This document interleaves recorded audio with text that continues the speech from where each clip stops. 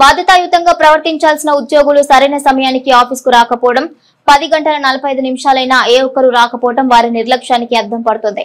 ప్రతిరోజు ఇది తంతు కొనసాగడం ముఖ్యమైన కార్యాలయానికి ఏదో ఒక పని మీద వచ్చే ప్రజలకు నిరీక్షణ సమాధానమవుతుంది. వేములవాడలోని తహసీల్దార్ కార్యాలయంలో విధులు నిర్వహించే పై స్థాయి నుండి కింది స్థాయి వరకు ఏ ఒక్క ఉద్యోగి రాకపోవడం, వివిధ పనుల కోసం వచ్చి కళ్ళు కాయలు కాసే విధంగా ఎదురు చూస్తున్న ప్రజలకు మాత్రం సమాధానం చెప్పే నాథుడే లేరు. కళ్యాణ లక్ష్మి సంతకాల కోసం వారం రోజులుగా ఆఫీస్ చుట్టూ తిరుగుతున్న ఏ ఒక్క అధికారి తనకు కానరావటం లేదని బాధితులు వాపోతున్నారు. ఇప్పటికైనా మండల రెవెన్యూ అధికారి కార్యాలయంలో పనిచేసే అధికారుల్లో చలనం వచ్చి సరైన సమయానికి ఆఫీసుకు చేరుకుని ప్రజల బాధలను పట్టించుకోవాల్సిన అవసరం ఎంతైనా ఉంది.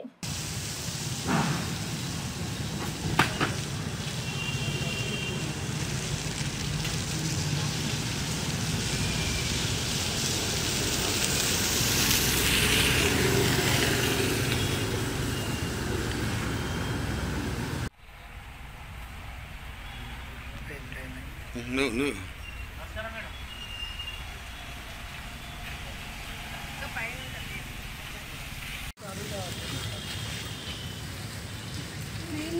Madam, ada cina timah.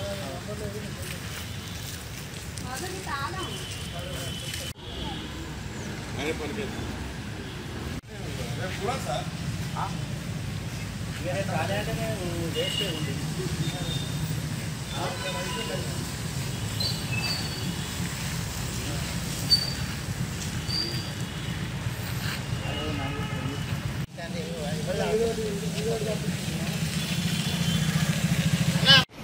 తీసుడే తాళాలు లేట్ చేసింది.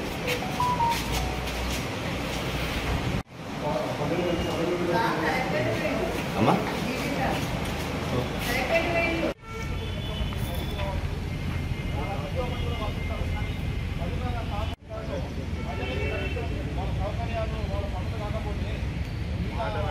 పని నేను వచ్చి గంట సేపు అవుతుంది.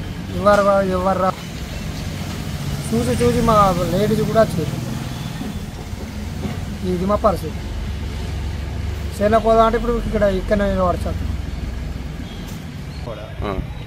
ఇక్కడనే లోకలే. మేము 10కి వచ్చినాం, 10కి వచ్చి ఇప్పటికైనా గంటన్నరనే వచ్చాం.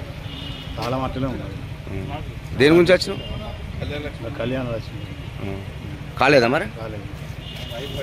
ఎన్ని రోజులు అవుతుంది కాబట్టి వచ్చి కాబట్టి ఇప్పుడు 10 రోజులకు వచ్చాం. ఏమంటారు మరి? ఆర్ఐ కాదు, దొరుకులేదు ఆర్ఐ దొరుకులేదు. కొన్ని ఎత్తే కాబట్టి అట్లనే ఉన్నాయి.